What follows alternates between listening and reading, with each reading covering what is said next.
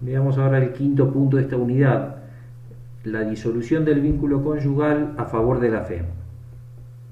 El vínculo conyugal, que es de menor solidez en el matrimonio no sacramental, cede a favor de la fe cristiana, sobre todo cuando tiene lugar una conversión. Los casos son de diverso tipo. En primer lugar vamos a ver el privilegio paulino.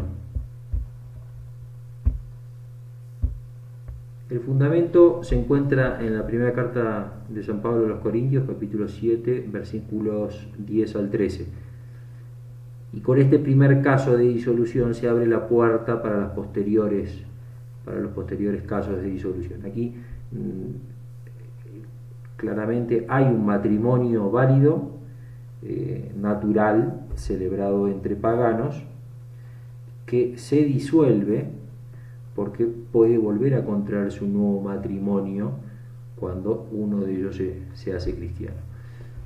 San Pablo dice así: en cuanto a los demás, se está refiriendo a los cristianos casados con cónyuge pagano, digo yo, no el Señor, si un hermano tiene una mujer no creyente y ella consiente en vivir con él, no la despida. Y si una mujer tiene un marido no creyente y él consiente en vivir con ella, no le despida. Pero si la parte no creyente quiere separarse, que se separe. En ese caso el hermano o la hermana no están ligados. Para vivir en paz os llamó el Señor. Pues ¿qué sabes tú, mujer, si salvarás a tu marido? ¿Y qué sabes tú, marido, si salvarás a tu mujer? El texto no es claro. La interpretación literal no permitiría las segundas nupcias. Por más que habla de que no están ligados, no estar ligados puede referirse solo a la obligación de convivencia. Así lo entendieron los padres, San Juan Crisóstomo, San Agustín, excepto el Ambrosiaster, que ya vimos falsamente atribuido a San Ambrosio, a partir del cual otros autores como Graciano, con gran influencia del derecho canónico, y Pedro Lombardo en la teología, conceden que se puede romper el vínculo. A partir de estos llegó a ser una interpretación común entre teólogos y canonistas que esta es una excepción que permite la disolución del vínculo matrimonial y contraer por lo tanto nuevas nupcias.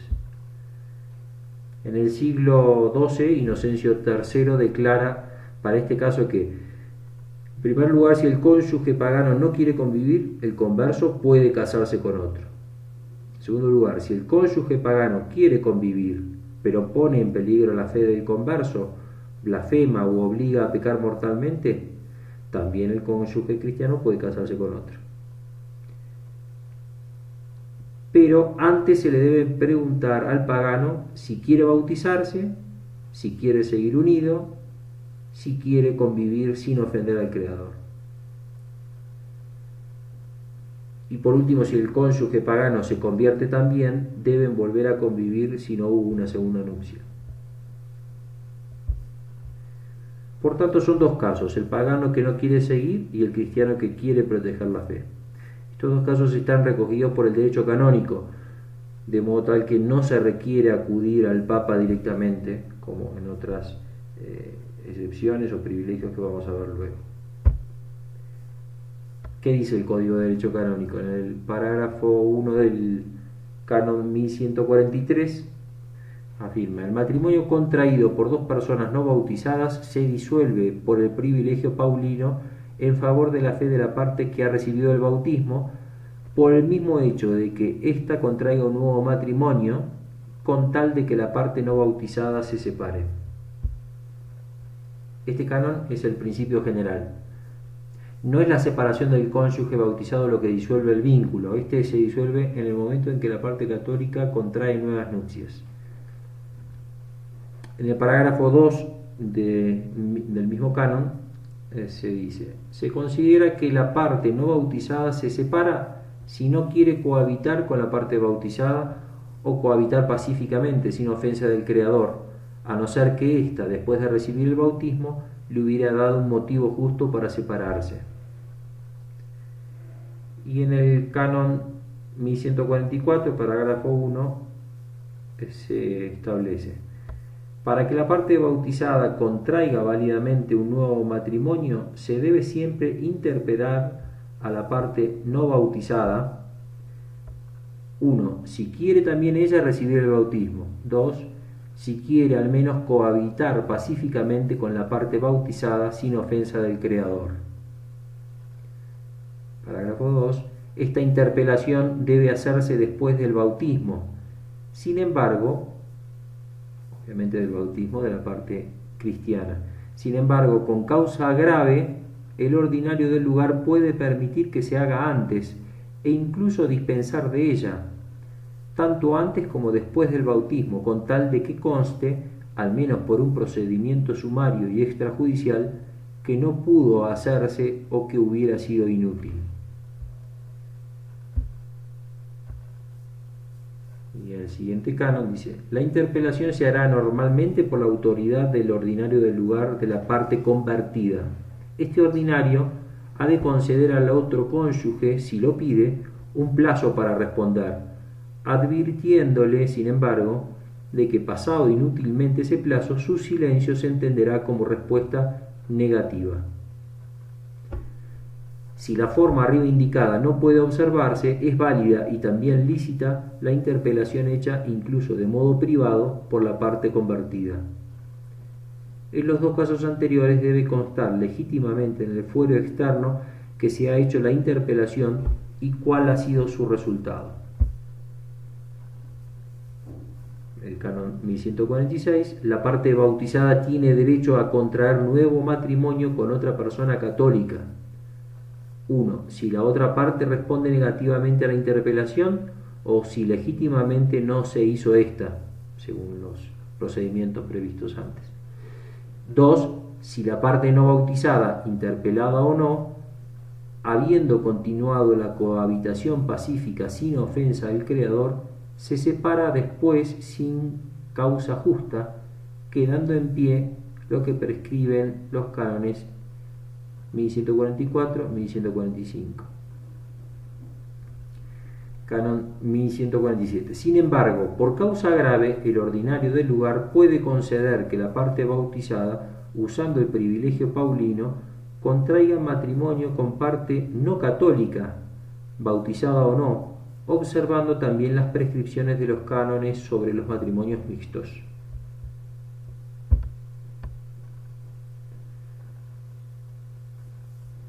Con esto terminamos la situación de excepción, de disolución del vínculo conyugal de un matrimonio natural, no sacramento, cuando se convierte una de las partes, o privilegio paulino. Ya vimos en resumidas cuentas que deben cerciorarse de que en el caso de que se separe el cristiano, que el no bautizado no quiera bautizarse, o que no implique un peligro para la fe del cristiano. En estos casos no es posible la disolución. Y la otra situación es la de el no cristiano que abandona, o que es el que se separa del cristiano. Y para asegurarse de estas condiciones de si es un peligro para la fe o si quiere bautizarse el no cristiano, es que está todo este sistema de la interpelación. Vamos a ver ahora los casos de conversión de un polígamo y de los que no pueden restablecer la convivencia conyugal. Este es lo que se ha llamado también a veces privilegio petrino. En principio, el matrimonio válido es el de la primera mujer, cuando alguien es polígamo. El problema que se dio en la evangelización de América podía ser que el que se quiere convertir no sepa quién era la primera mujer. Entonces, ¿se le debería impedir la conversión? De México se recurrió al Papa Pablo III, que respondió con la Constitución Altitudo de junio de 1537. Si el cónyuge que se convierte el marido no recuerda cuál es la primer mujer, tiene que indicar una en concreto y celebrar el matrimonio con esa que elija, quedando disuelto el anterior.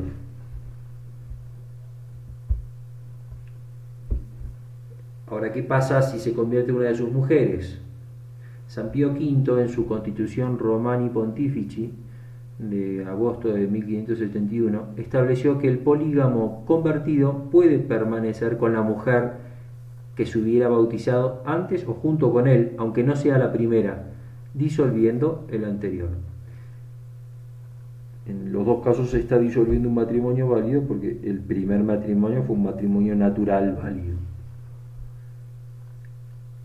Las constituciones nombradas fueron recogidas por el Código de Derecho Canónico de 1917 y sus disposiciones fueron las inspiradoras del Código de Derecho Canónico de 1983 en los cánones que vamos a leer ahora. En 1148, parágrafo 1, establece: al recibir el bautismo en la Iglesia Católica un no bautizado que tenga simultáneamente varias mujeres tampoco bautizadas, si le resulta duro permanecer con la primera de ellas, puede quedarse con una de las otras, apartando de sí las demás. Lo mismo vale para la mujer no bautizada que tenga simultáneamente varios maridos no bautizados. La disolución del vínculo matrimonial natural no dispensa de las obligaciones con la prole o la madre de los propios hijos. Tendrá que educar a sus hijos y tendrá que darle algún sustento, pensión a las otras, a las segundas y terceras y cuartas y quintas esposas. Otro caso fue el de los esclavos transportados a otro continente distinto del suyo, donde estaba casado. Ya casados en África, son transportados, por ejemplo, a América. Es imposible aplicar el privilegio paulino, pues no se podía interpelar al cónyuge, ni se sabía si se había convertido o no, tampoco. Gregorio XIII, en la Constitución Populis de enero de 1585, determinó que los párrocos del lugar de destino pueden conceder la dispensa al esclavo converso para casarse con una cristiana, disolviendo el matrimonio anterior, siempre que se comprobara la imposibilidad de poder encontrar al antiguo cónyuge. Estos matrimonios se disuelven a favor de la fe también. Esta disposición también fue recogida por el Código de Derecho Canónico de 1917 y es el precedente del canon 1149 del Código actual, que dice: el no bautizado, a quien una vez recibido el bautismo en la Iglesia Católica no le es posible restablecer la cohabitación con el otro cónyuge no bautizado por razón de cautividad o de persecución, puede contraer nuevo matrimonio aunque la otra parte hubiera recibido entre tanto el bautismo, quedando en vigor lo que prescribe el canon 1141. Si la primera mujer estaba bautizada y el matrimonio fue consumado, esa es la referencia del canon 1141, no hay disolución. El vínculo natural se disuelve cuando el convertido se casa por segunda vez. Vamos a ver ahora otras intervenciones que permiten, del Romano Pontífice, directas, que permiten la disolución del vínculo. Dos paganos casados que se divorcian, si un católico quiere casarse con uno de ellos y pide la ruptura, puede celebrar verdaderamente el nuevo matrimonio. Es necesario que el matrimonio que se pretenda disolver no sea rato y consumado en este caso. Puede tratarse, por tanto, de un matrimonio entre paganos o bien entre dos personas que, tras haberse separado, se bautizan y no vuelven a unirse. Bueno, ahora vamos a leer las normas de procedimiento para el proceso de disolución del matrimonio en favor de la fe, previsto por la Sagrada Congregación para la Doctrina de la Fe. Artículo primero. El proceso que se debe enviar para la concesión de la gracia de la disolución del matrimonio legítimo lo realiza el ordinario del lugar competente según lo prescrito en la Carta Apostólica Causas Matrimoniales, capítulo 4, parágrafo 1, o por sí mismo o mediante otro eclesiástico delegado por él. La delegación o comisión debe constar en las actas que se envíen a la Santa Sede. Artículo 2. Lo presentado no debe simplemente afirmarse, sino también probarse, conforme a las prescripciones del derecho canónico, sea mediante documentos, sea mediante declaraciones de testigos dignos de fe. Artículo 3. Los documentos, tanto los originales como los ejemplares autentificados presentados, deben ser compulsados por el mismo ordinario o por el juez delegado. Artículo 4. Al preparar los interrogatorios que se deben realizar a las partes y a los testigos, también deben intervenir el defensor del vínculo u otro delegado para este oficio en cada caso. Esta delegación debe constar en las actas. Los testigos, antes de que sean interrogados, deben jurar que van a decir la verdad. El ordinario o su delegado proponga las preguntas ya preparadas y añada otras que juzgue oportunas para conocer mejor la cuestión o sugeridas por las mismas respuestas ya dadas. Cuando las partes o los testigos declaran acerca de hechos ajenos, el juez debe preguntar sobre la causa o el origen de ese conocimiento. El juez debe procurar insistentemente que las preguntas y las respuestas dadas sean transcritas cuidadosamente por el notario y sean firmadas por el testigo. Artículo 5. Si algún testigo no católico se negara a presentarse y declarar ante un sacerdote católico, se podría aceptar un documento que contenga la declaración del testigo ante un notario público o una persona digna de fe. Esto deberá constar expresamente en las actas. El juez ordinario o el delegado, para discernir si se debe prestar fe a este documento, recurra a testigos jurados, sobre todo católicos, que conozcan bien al testigo no católico y que quieran y puedan dar testimonio de su veracidad. También el mismo juez exprese su voto acerca de la confianza que se debe conceder a ese documento. Artículo 6. La ausencia de bautismo en uno de los cónyuges debe ser demostrada para eliminar toda duda prudente. El mismo cónyuge que se dice bautizado debe ser interrogado, si es posible, bajo juramento. Además, se deben examinar los testigos y sobre todo los padres del cónyuge y sus familiares y otros que convivieron con él durante su infancia y conocieron todo el curso de su vida. Los testigos deben ser interrogados no solo respecto a la ausencia de bautismo, sino también sobre las circunstancias que hacen creíble y probable que no se le administrara el bautismo. Además, se debe procurar que se consulten los libros de bautismos en los lugares donde la parte que se declara no bautizada vivió durante su infancia, sobre todo en las iglesias que frecuentó para adquirir formación religiosa o donde celebró el matrimonio. Artículo 7. Si en el momento en que se pide la gracia de la disolución el cónyuge que no estaba bautizado fuera admitido al bautismo, se debe instruir al menos un proceso sumario con intervención del defensor del vínculo acerca de que no ha usado el matrimonio después de haber recibido el bautismo.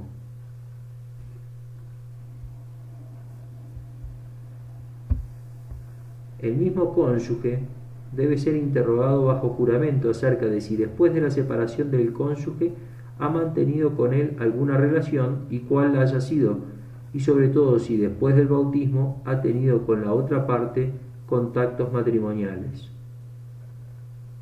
También la otra parte, si fuera posible, debe ser interrogada bajo juramento sobre la no consumación del matrimonio.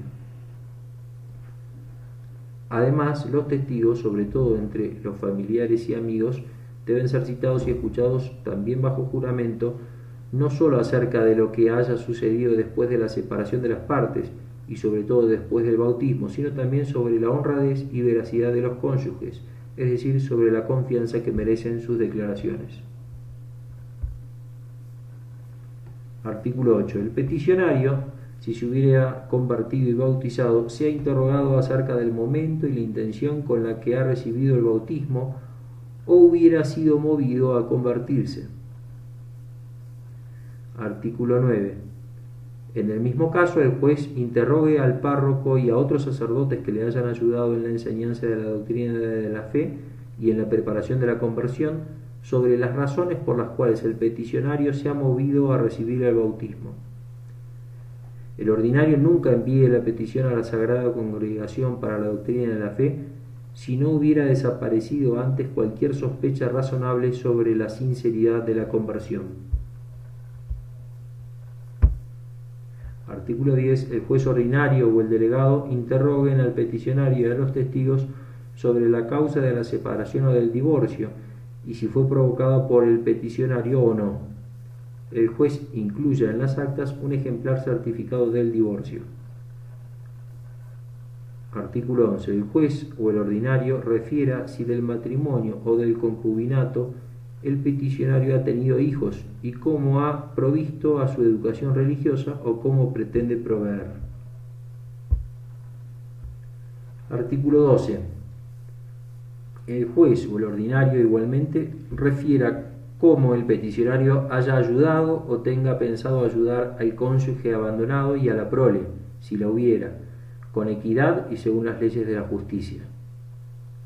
Artículo 13. El ordinario o el juez delegado recoja las informaciones sobre el cónyuge acatólico de las cuales se pueda determinar si cabe esperar la restauración de la vida conyugal. No deje de referir si la parte acatólica después del divorcio ha atentado nuevas nupcias. Artículo 14. El ordinario refiera de manera expresa si por la concesión de esta gracia hay que temer algún escándalo, extrañeza o interpretación calumniosa, tanto entre los católicos como entre los no católicos, como si la Iglesia favoreciera con su praxis el divorcio. También se deben exponer las circunstancias que con probabilidad den lugar o eviten el escándalo. Artículo 15. Exponga el ordinario las causas que aconsejen la concesión de la gracia en cada caso, añadiendo a la vez si el peticionario en cualquier caso ya haya atentado matrimonio o viva en concubinato. También el ordinario refiera con detalle las condiciones cumplidas para la concesión de la gracia y si las cautelas de las que se habla en el número 1c se han dado. Remita de esto un documento certificado. Artículo 16. El ordinario envíe la petición a la Sagrada Congregación para la doctrina de la fe y por triplicado todas las actas y las informaciones de las cuales está obligado a responder. Que la persona no bautizada o bautizada fuera de la Iglesia concediera libertad y posibilidad a la parte católica para profesar su propia religión y bautizar y educar en la fe católica a los hijos. Esta condición debe asegurarse de forma cautelar. Esta es la nota referida a las condiciones de las que se habla en el número 1c que se habrían dado según lo que acabamos de ver antes.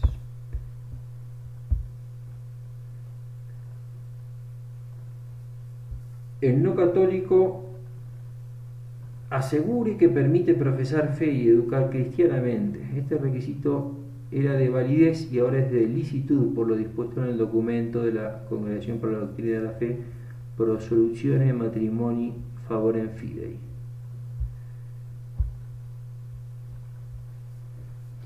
Bueno, y el último punto que vamos a ver es la pastoral de los divorciados vueltos a casar civilmente. Estudiamos a continuación el caso de un cristiano casado que mantiene una relación conyugal con una persona que no es su cónyuge, siendo esto público y habiendo recibido reconocimiento civil. La segunda unión contradice objetivamente la unión entre Cristo y la Iglesia. La falta de unión visible con la Iglesia tiene como efectos quedar apartado del sacramento de la Eucaristía Por lo tanto, se le niega la comunión. La Familiaris Consortio, en el número 84, habla de esta situación de los divorciados casados de nuevo. La experiencia diaria, dice, enseña, por desgracia, que quien ha recurrido al divorcio tiene normalmente la intención de pasar a una nueva unión, obviamente sin el rito religioso católico. Tratándose de una plaga que, como otras, invade cada vez más ampliamente incluso los ambientes católicos, el problema debe afrontarse con atención improrrogable. Los padres sinodales lo han estudiado expresamente. La Iglesia, en efecto, instituida para conducir a la salvación a todos los hombres, sobre todo a los bautizados, no puede abandonar a sí mismos a quienes, unidos ya con el vínculo matrimonial sacramental, han intentado pasar a nuevas nupcias. Por lo tanto, procurará infatigablemente poner a su disposición los medios de salvación. Los pastores, por amor a la verdad, están obligados a discernir bien las situaciones. En efecto, hay diferencia entre los que sinceramente se han esforzado por salvar el primer matrimonio y han sido abandonados del todo injustamente, y los que por culpa grave han destruido un matrimonio canónicamente válido. Finalmente están los que han contraído una segunda unión en vista a la educación de los hijos, que a veces están subjetivamente seguros en conciencia de que el precedente matrimonio irreparablemente destruido no había sido nunca válido. En unión con el sínodo, exhorto vivamente a los pastores y a toda la comunidad de los fieles para que ayuden a los divorciados, procurando con solícita caridad que no se consideren separados de la Iglesia, pudiendo y aún debiendo, en cuanto bautizados, participar en su vida.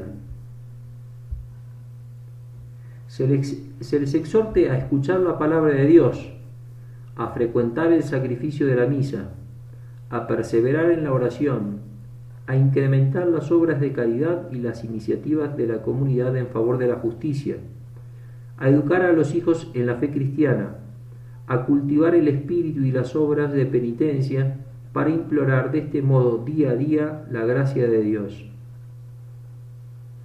La Iglesia rece por ellos, los anime, se presente como Madre misericordiosa y así los sostenga en la fe y en la esperanza.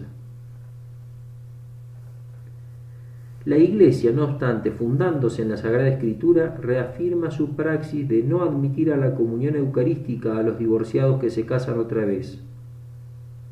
Son ellos los que no pueden ser admitidos, dado que su estado y situación de vida contradicen objetivamente la unión de amor entre Cristo y la Iglesia, significada y actualizada en la Eucaristía.